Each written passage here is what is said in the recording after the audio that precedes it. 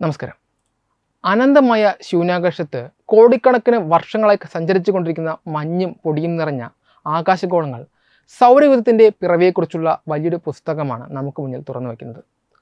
അത്തരമൊരു അപൂർവ കാഴ്ചയാണ് യൂറോപ്യൻ ബഹിരാകാശ ഏജൻസി അഥവാ ESA അടുത്തിടെ ലോകത്തിനു മുന്നിൽ അവതരിപ്പിച്ചത്. നാസയുടെ ഹബിൾ ബഹിരാകാശ ടെലസ്കോപ്പ് പകർത്തിയ C-2025 K1 അറ്റ്ലസ് എന്ന ധൂമകേതു തത്സമയം വിഘടിച്ചു പോകുന്നതിൻ്റെ ദൃശ്യങ്ങൾ പ്രപഞ്ചശാസ്ത്ര ഗവേഷണത്തിൽ ഒരു നാഴികക്കല്ലായി മാറിയിരിക്കുകയാണ്.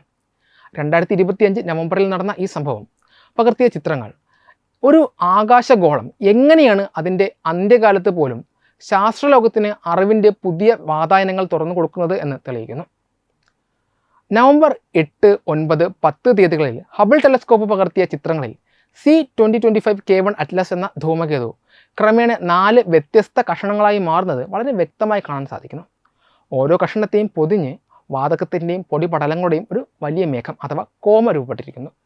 ഇത് ഈ ചിത്രങ്ങളുടെ ഏറ്റവും വലിയ സവിശേഷതയാണ്. നിരീക്ഷണ കാലയളവിനുള്ളിൽ ഇതിലെ ഒരു ചെറിയ കഷണം വീണ്ടും വിഭജിക്കപ്പെട്ടത് ശാസ്ത്രജ്ഞരെ പോലും അത്ഭുതപ്പെടുത്തി. ധൂമകേതുക്കളുടെ ആന്തരിക ഘടനയെക്കുറിച്ച് പഠിക്കാൻ ഏറ്റവും മികച്ച അവസരമാണ് ഈ വിള്ളൽ ഒരുക്കിയത്.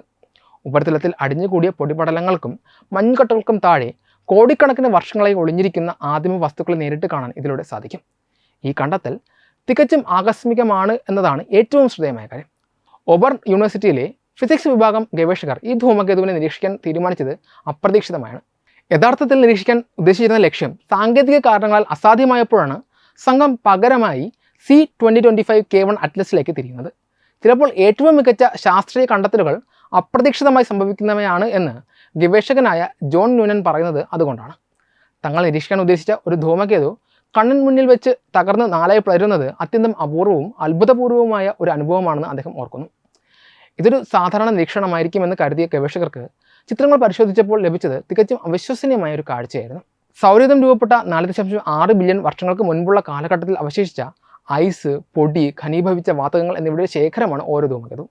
ഇവ ഒരിക്കലും കട്ടിയുള്ള പാറകളല്ല, മറിച്ച് മഞ്ഞും വാതകങ്ങളും ദ്രവ്യങ്ങളും സങ്കീർണമായ രീതിയിൽ കൂടിച്ചേർന്നവയാണ്. സൂര്യനോട് അടുക്കുമ്പോൾ അനുഭവപ്പെടുന്ന അതിശക്തമായ താപം ഇവയുടെ ഉൾഭാഗത്ത് അസാധാരണമായ സമ്മർദ്ദം സൃഷ്ടിക്കുന്നു. ഈ സമ്മർദ്ദമാണ് ഒടുവിൽ ധൂമകേതുക്കളിൽ വലിയ വിള്ളലുകൾ ഉണ്ടാക്കാനും ചിതറിത്തെറിക്കാനും ചിലപ്പോൾ പൂർണ്ണമായ നശത്തിലേക്ക് നയിക്കാനും കാരണമാകുന്നത്. ഈ സംഭവത്തിൻ്റെ ശാസ്ത്രീയമായ പ്രാധാന്യം വളരെ വലുതാണ്.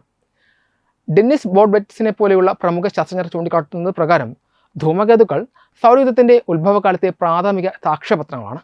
എന്നാൽ സൂര്യനിൽ നിന്നുള്ള വികിരണങ്ങളും കോസ്മിക് രശ്മികളും പതിവായി ഏൽക്കുന്നത് കൊണ്ട് ഇവയുടെ പുറംപാളികൾക്ക് കാലക്രമേണ മാറ്റങ്ങൾ സംഭവിക്കാറുണ്ട്. എന്നാൽ ഇത്തരം വിഘടനങ്ങൾ സംഭവിക്കുമ്പോൾ പുറംപാളികൾ തകർന്ന് ഉള്ളിലെ മാറ്റങ്ങൾക്ക് വിധേയമാകാത്ത പുരാതന വസ്തുക്കൾ വെളിപ്പെടുന്നു.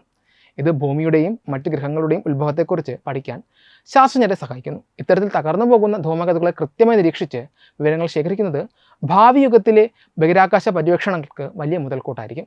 നിലവിൽ ഈ ധൂമകേതുവിൻ്റെ കഷണങ്ങൾ എത്ര നാൾ അന്തരീക്ഷത്തിൽ നിലനിൽക്കുമെന്നും ഇനിയും വിഘടനം സംഭവിക്കുമോ എന്നും ശാസ്ത്രലോകം വലിയ ആകാംക്ഷയോടെ കാത്തിരിക്കുകയാണ്. പ്രപഞ്ചത്തിൻ്റെ നിഗൂഢതകൾക്കിടയിൽ ഇനിയും ഒളിഞ്ഞിരിക്കുന്ന എത്രയോ അത്ഭുതങ്ങൾ ഇത്തരത്തിൽ മനുഷ്യൻ്റെ നിരീക്ഷണത്തിനായി കാത്തിരിക്കുന്നതിൻ്റെ തെളിവ് കൂടിയാണ് ഈ കണ്ടത്. Web desk Tatwamayi TV.